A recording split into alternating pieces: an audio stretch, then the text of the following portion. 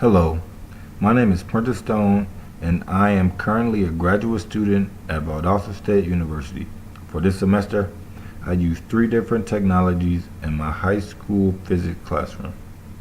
The class is a mixture of general education and special education students, and I also spoke with two different teachers from Canada and the Bahamas about the integration of technology in the classroom. This is my video project for spring of 2018. For my first technology I will describe, it is Quizlet.com. Quizlet is an interactive website and app that allows teachers and students to create study tools for any content that they want to learn or teach. Quizlet can be used in the classroom, it can be used at home, and it also can be used on the go on any mobile device or tablet. Here you will see study sets that I read. Here we are in one of our physics units where we find a lot of the interactive tools created by the Quizlet program. Here is an outline of some of the material that is included in this unit. And here we have different games and different testing and assessment materials that we can do. A great perk about Quizlet is that they offer many different variations and tools to learn different content and to help study and to help students be more proactive about their own learning. For instance, we're going to click on the flashcards game. Flashcards is just like typical hand flashcards, except it is on a device, on the go. You can do it in the classroom, you can do it at home. What we will do now is you can click go or the next button, and you will have a word or a definition, and you will have to correctly guess the next one. A great thing about Quizlet is that it can speak to you with magnitude and direction. or you can write it out yourself, which is another awesome way. You can play a game. Once we click the play button, you can shuffle the cards here on the left, and there are other options and features that you can use. You also can do tests or quizzes where you can answer by typing in. They also have ones that are multiple choice and different types of tests, connecting, and a regular multiple choice test. We also have the game of matching, which allows students to match different words together. Right now I'm just messing around with it just to show you how it works, but they are allowed to match the different things. They have a time on the left hand side here where they'll be timed, and that helps indicate score. They just move them around, and that's how that works. There's also this game called Gravity, which is fun for the students. They get to select the difficulty and how they want to play the game.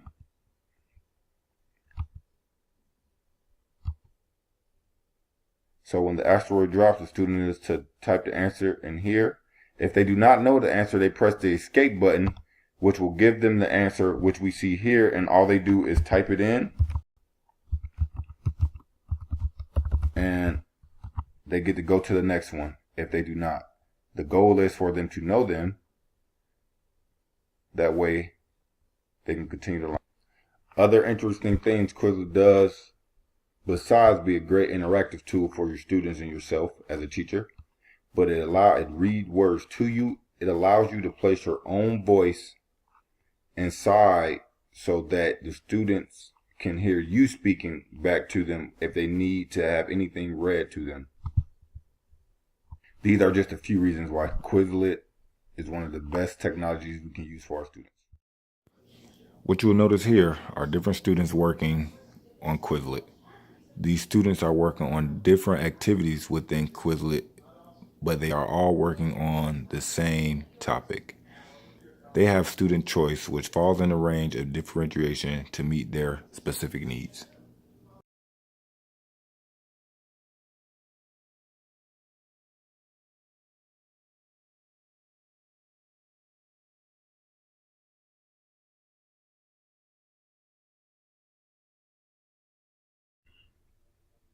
For my next technology, we're going to talk about PhET interactive simulations. PhET is an interactive computer simulation for teaching and learning physics, chemistry, math, and other sciences. PhET simulations can be run online or downloaded through the PhET website, and the simulations are animated, they're interactive, and they give game-like environments where students learn through exploring the different parts of that specific science or concept that they are learning. The big emphasis with PhET is making connections between real life and the actual science that you are learning. They help connect a visual and a conceptual concept between what you're learning to help students understand more of what they're doing. They're primarily developed and tested throughout university and high school students.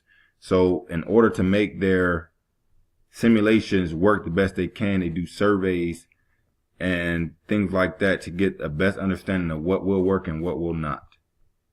With PhET, teachers can make profiles, but students necessarily cannot. They can, but it's only to allow saved simulations.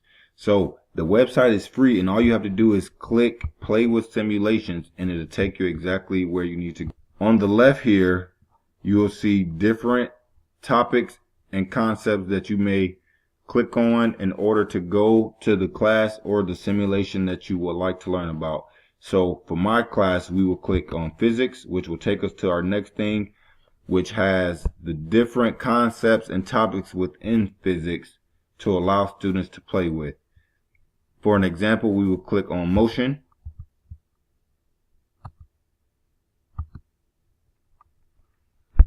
And students will be able to pick whatever topic that I assign, or if it is more of a studying lesson for themselves, such as a midterm or a final, and they want to go back through the topics, they can pick any of the topics here, which all relate in some way of what we have done.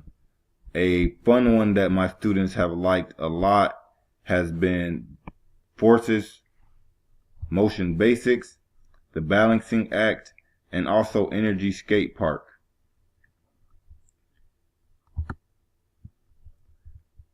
So when we get to this page, what we will have is you just press the play button, or you can download the simulation itself. Pressing the play button will allow you to start the simulation.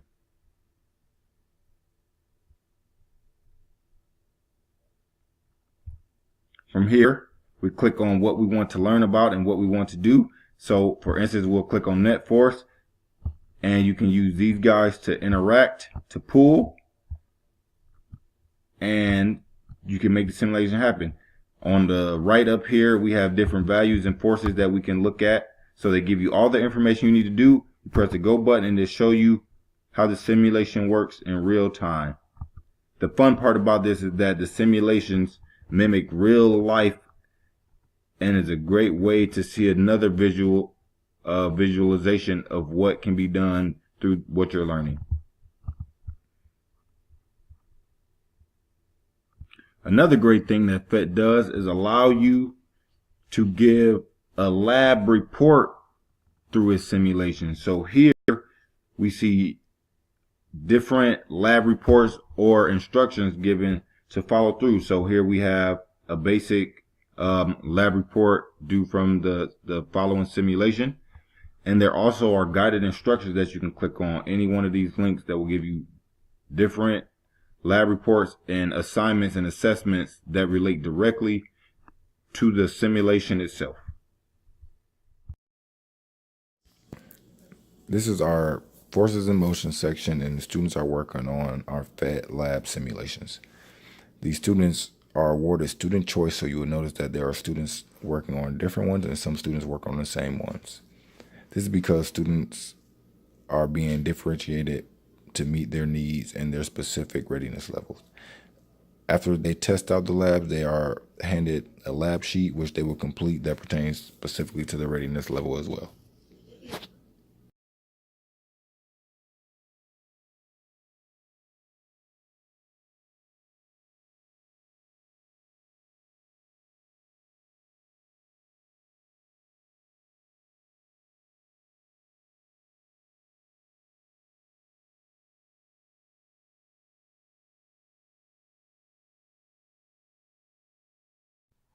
For my last technology I would like to talk about, we are going to discuss Kahoot.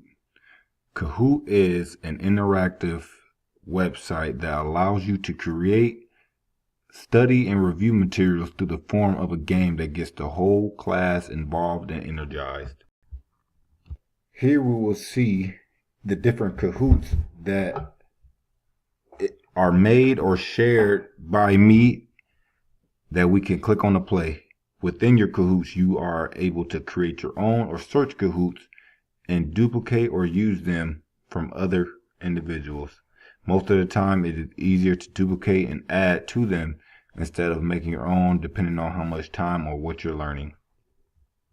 To get started, you just click on play and it will take you to the loading screen, and you get to pick whether you want to do teams or you want to do player versus player, which means that students will get to play against one another. So for the purposes of this video, we will do 1 versus 1 as a start. It will bring you to this page. This is where students will enter the game pin and get ready to play. When students enter, their names will pop up here. And as they come, you will see them. So right now we have A and B. When you're done with the names, you click the start button and the questions are started. From here, you answer the questions. So when I answer the questions, this is what my screen will look like, and I will go from here. This is where we see the question and the student will answer on this. If they get the answer correct, this is what they will see.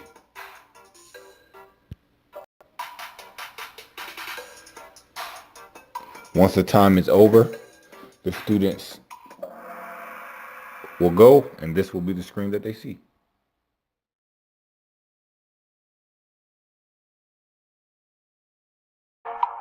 Once the game is over, they will give you the score, and you can play again. You can start over, or you can end the quiz by just clicking end quiz at the end.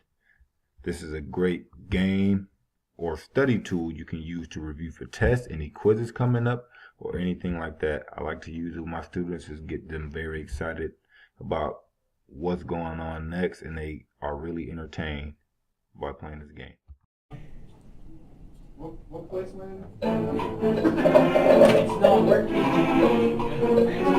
Richie, you're trying to exploit us as 1 points. Dude, I was always behind you the whole time. It's not working. Richie, you're trying to exploit us as 1 points. Dude, I was always behind you the whole time. Oh, I missed score. I was like, what did you like to buy? I just gave it.